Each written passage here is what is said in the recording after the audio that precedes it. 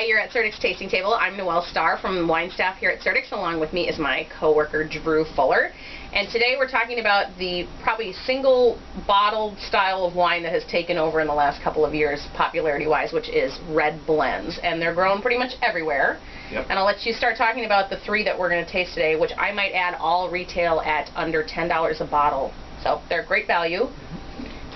And that is the fun part. I mean, oftentimes with the blends, doesn't necessarily mean they're going to be under 10 in value. We have them at all ranges and all price points.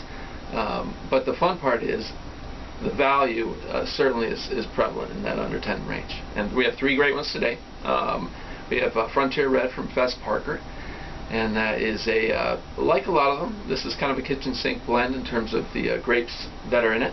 You have Syrah, Mourvèdre, Cinsault, a little bit of Grenache, Petite Syrah, and Mourvèdre. So it's you might think, and the difficult part with the winemakers, when you do that, it can be a challenge to make a wine taste harmonious and complete. But that's the beautiful thing. A lot of these winemakers have really perfected that art at a reasonable price, and we're the benefit of it for sure. So these are basically southern French grapes that are being grown in California by the famous Fess Parker winery, which has been around for a very long time. All right, so why don't we taste this, and then maybe you can tell us a little bit about what you think this would be used for food-wise. Certainly. Or if you even need food at all.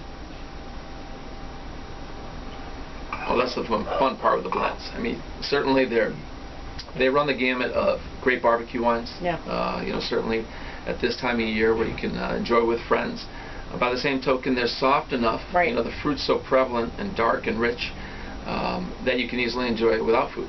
You know, so it can be a party wine or a cocktail. This is something people don't have to worry about having a menu planned out according to. Wines in the blend category are very versatile. Without a doubt. Okay. Yeah, they lend themselves to just simple enjoyment. They're great. All right, so in this I'm getting a really smooth profile. There's not a lot of tannins on this, which makes it nice for a lot of people, maybe even an entry wine into red wine for people who are not normally red wine drinkers. It's not going to be bitter. It's not going to be a harsh, drying mouth experience where some bigger reds in a different style would be. So this is certainly something people who maybe aren't familiar with red wines could try. Without a doubt. Yeah, it's a nice entry if people started with Pinot Noir or something lighter. This style won't necessarily scare them away as, say, a Cabernet Sauvignon might. Sure. That has more bite and more structure. This just has loads of easy to enjoy, but still delicious fruit. Absolutely. Okay, so moving on from our domestic red blend, next we're going to taste the Spanish blend. I'll let you talk a little bit about that. This is our Luzon, and this is from Jumilla in Spain.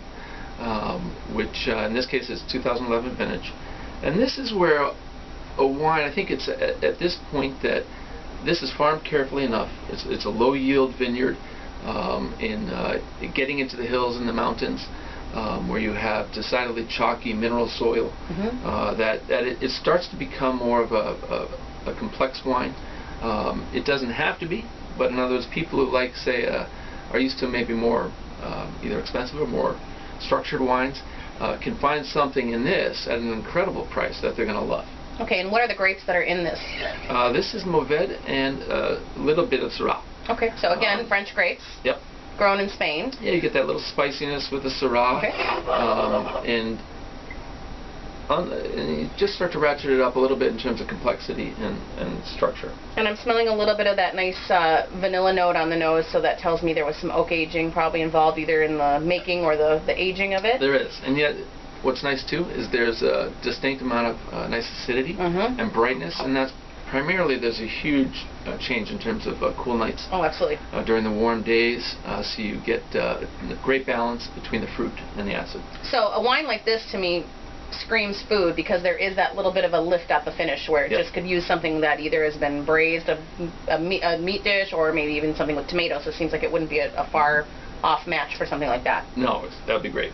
Okay. Yeah. All right. So moving on from Spain now, we're going to South America. Our Bodegas, Elena, which is Mendoza, Argentina. And this is fun. Argentina, certainly everybody thinks Malbec, rightly so. You know, it's the primary grape.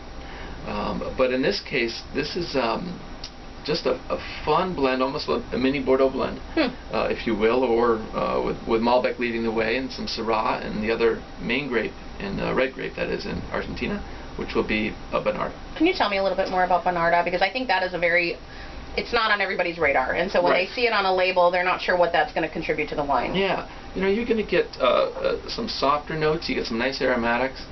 I'll often get, to me, it also, the aromatics are what come through for me. It makes it a little bit, brightens up the dark richness of the Malbec. Okay. And then you get the Syrah in this blend, which will add some pepper and spice notes.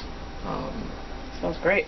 But this is one that is, for me, kind of defines a category in that it's an incredible price, again, and yet it produces something greater than the sum of its parts. Absolutely. Yeah. And that's kind of the idea behind the blends. It's not necessarily leftover grapes and juice that your winemakers are working with. They're intentionally putting these wines together to create something that's better than what they would be individually. Without a doubt. That's great.